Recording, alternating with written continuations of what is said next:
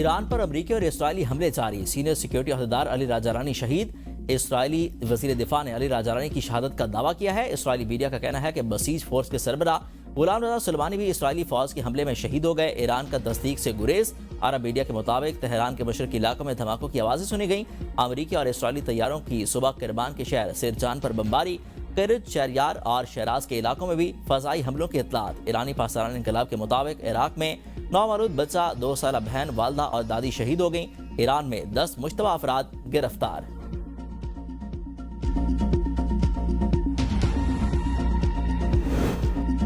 ایران کے senior security عہدیدار علی Larijani کا ہاتھ سے لکھا ہوا خط منظر عام پر آ گیا۔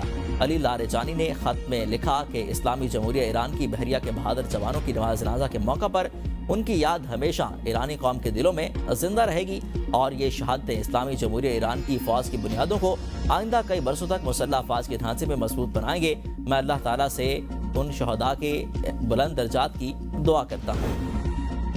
ایران کو کافی عرصے سے دیکھ رہا ہوں، وہ ظالم اور پرتشدد لوگ ہیں۔ ایران کے پاس جوہری ہتھیار ہوتا تو وہ اسرائیل نہیں پورے مشرق وسطیٰ کو تباہ کر دیتا۔ صدر ٹرمپ کی وائٹ ہاؤس میں میڈیا سے گفتگو، کہا کہ کچھ لوگ جنگیں چاہتے ہیں، میں جنگ نہیں چاہتا، خلیج جنگ جلد ختم ہو جائے گی۔ ایران کی بدمعاشی کے باعث ابراہیمی معاہدہ نہیں ہو سکتا تھا۔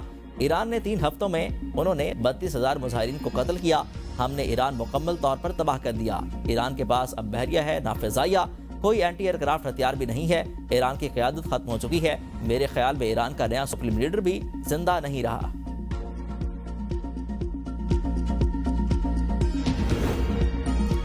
ایرانی پاسداران انقلاب کی جانب سے آپریشن وعدہ صادق 4 کے تحت حملوں کی 57ویں لہر کا آغاز، نئی لہر کا نام یا سید الساجدین رکھا گیا۔ کارروائی کو رمضان جنگ کے سب سے کم عمر شہیدوں کی یاد سے منسوب کیا گیا۔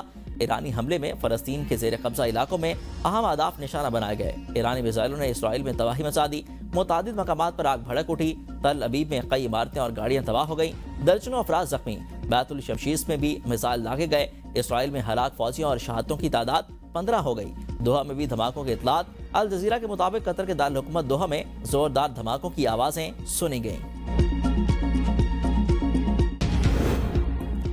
پاکستان کی پیٹرولیم درآمدات کی سپلائی چین کو بہتر بنانے کے لیے وزیر پیٹرولیم مزید متحرک ہوں۔ وزیر اعظم شہباز شریف کی ہدایت۔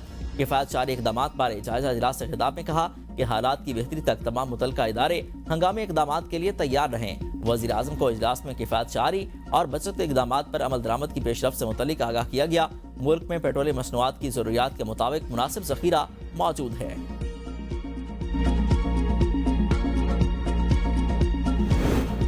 منی لانڈرنگ اور ہونڈی مافیا کے خلاف بھرپور کریک ڈاؤن۔ غیر قانونی طریقوں سے رقوم بیرون ملک منتقل کرنے والوں کے لیے شکنجہ تیار، کوئی رعایت نہیں برتی جائے گی۔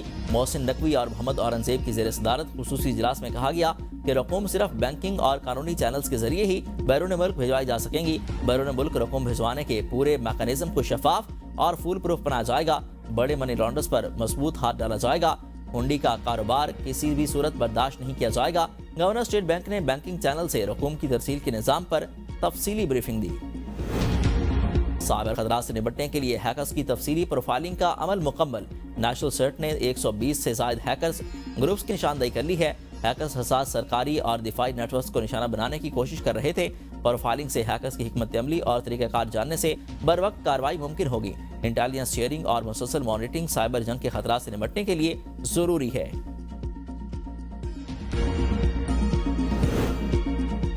وزیر اعظم کی قازقستان کے صدر کو کامیاب آئینی ریفرنڈم پر مبارکباد۔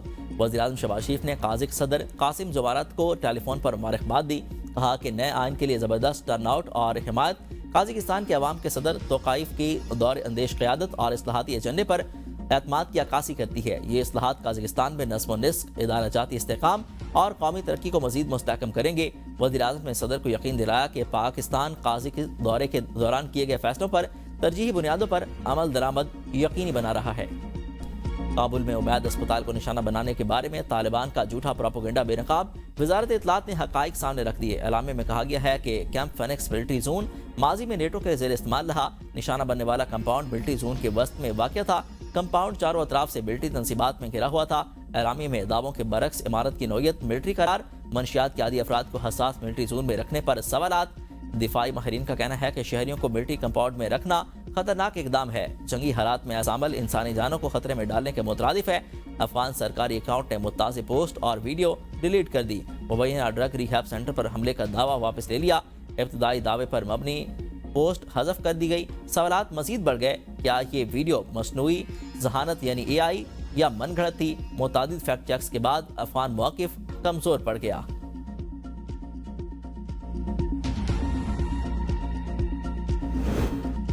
پاک افواج کی افغان طالبان اور فتنہ الخوارج کے خلاف بھرپور کارروائیاں جاری۔ شمالی وزیرستان میں افغان طالبان کی جھنڈا پوسٹ مکمل تباہ۔ سیکیورٹی ذرائع کے مطابق افغان طالبان اور فتنہ الخوارج کے ٹھکانوں کو مؤثر انداز میں نشانہ بنایا جا رہا ہے۔ خیبر سیکٹر سے ملحقہ افغان طالبان کی فوجی پوسٹوں کو کامیابی سے نشانہ بنایا گیا۔ پاک فوج نے اینٹی ٹینک گائیڈڈ میزائل کے ذریعے پوسٹوں کو مکمل طور پر تباہ کر دیا۔ کابل اور ننگرہار میں کامیاب فضائی حملے، آمونیشن اور ٹیکنیکل انفراسٹرکچر کو تباہ کر دیا گیا۔ ننگرہار میں 4 مقامات پر افغان طالبان کی ملٹری تنصیبات کو کامیابی سے نشانہ بنایا گیا۔ سیکیورٹی ذرائع کا کہنا ہے کہ آپریشن غضب للحق کے اہداف کے حصول تک جاری رہے گا۔ پاک فوج کے ہاتھوں ہزیمت اٹھانے کے بعد افغان طالبان کے سول آبادی پر حملے۔ باجوڑ کی تحصیل سلارزئی کے پاک افغان سرحدی علاقے میں 15 مارچ کو افغان فورسز کا پاکستان کی سول آبادی پر مارٹر حملہ، 4 بھائی شہید۔ گولہ باری سرحد پار افغانستان سے کی گئی، ایک گولہ مکان پر آ کر گرا۔ شہداء میں ساجد، ایاز، ریاض اور معاذ شامل ہیں۔ ایک زخمی شخص کو اسپتال منتقل کر دیا گیا۔ پاک فوج کے مقامی کمانڈر کی متاثرہ خاندان کے گھر آمد، لوائقین سے اظہار افسوس کیا۔ پاکستان کی طرف کوئی میلی آنکھ سے نہیں دیکھ سکتا۔ سندھ کے سینئر وزیر شلیل انعام ایمن کا تقریب سے خطاب، کہا کہ سیکیورٹی فورسز کی قربانیوں کے باعث پاکستان آج محفوظ ملک ہے۔ ہماری افواج طالبان رجیم کے خلاف لڑ رہی ہیں، بیک ڈور سے آنے والے ملک کے خلاف سازشیں کر رہے ہیں جو کبھی کامیاب نہیں ہوں گے۔ ملک سے پیپلز پارٹی کا دور نکال دیں تو کھنڈرات کے علاوہ کچھ نظر نہیں آئے گا۔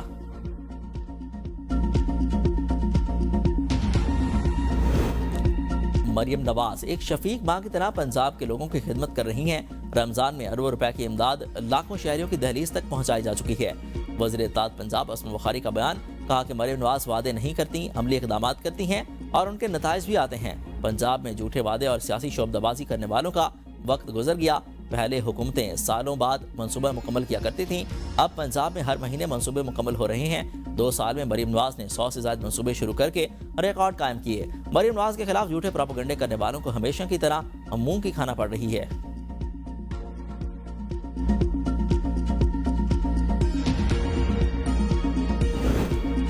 کراچی میں بلوچستان لبریشن آرمی کے خلاف سی ٹی ڈی کی بڑی کامیابی۔ شاہ لطیف ٹاؤن ملیر میں 17 فروری کو ہلاک دہشت گرد BLA کا اہم کمانڈر نکلا۔ سی ٹی ڈی حکام کے مطابق آپریشن میں دہشت گردوں سے شدید فائرنگ کا تبادلہ ہوا۔ 4 انتہائی مطلوب دہشت گرد ہلاک ہوئے۔ ہلاک دہشت گردوں میں سے 3 کی فوری شناخت ہو گئی، چوتھا دہشت گرد نامعلوم رہا۔ ہلاک دہشت گرد کلدم BLA کے الفتح اسکواڈ کا اہم کمانڈر سہیل بلوچ عرف گرگ تھا۔ سہیل بلوچ پہلے بلوچستان لبریشن فرنٹ سے وابستہ رہا۔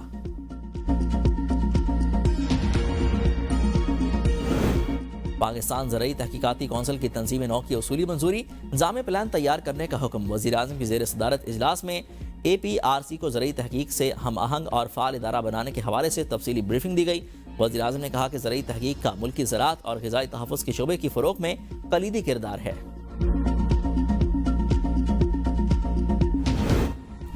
6 پولیس اہلکاروں کے قتل کیس کے ملزم سپریم کورٹ سے بری۔ جسٹس اشتیاق ابراہیم نے اپیلوں پر تحریری فیصلہ جاری کر دیا۔ ٹرائل کورٹ اور ہائی کورٹ کا سزائے موت کا فیصلہ کالعدم قرار۔ سپریم کورٹ کا ملزمان کو شک کا فائدہ دیتے ہوئے فوری رہا کرنے کا حکم۔ فیصلے میں کہا گیا کہ ملزمان FIR میں نامزد نہیں تھے، شناخت کا عمل مشکوک ہے، گواہان موقع پر موجود ہونا اور اتنے بڑے حملے میں کسی خراج کا نہ آنا غیر فطری ہے۔ ملزمان کی مشترکہ شناخت پریڈ قانونی طور پر ناقابل قبول اور غیر محفوظ ہے۔ شناخت پریڈ سے پہلے ہی ملزمان کی شناخت پولیس پر ظاہر ہو چکی تھی۔ پولیس کے مطابق ملزمان نے ایک کیس کی تفتیش کے دوران پنی گھیپ واقعے کا اعتراف کیا، جس میں کیس میں اعتراف کیا گیا۔ ملزمان اس سے پہلے ہی بری ہو چکے ہیں۔ استغاثہ ملزمان کے خلاف ٹھوس اور آزادانہ شہادتیں پیش کرنے میں ناکام رہا۔ واقعہ 1 مئی 2011 کو پنڈی گھیپ میں پیش آیا تھا۔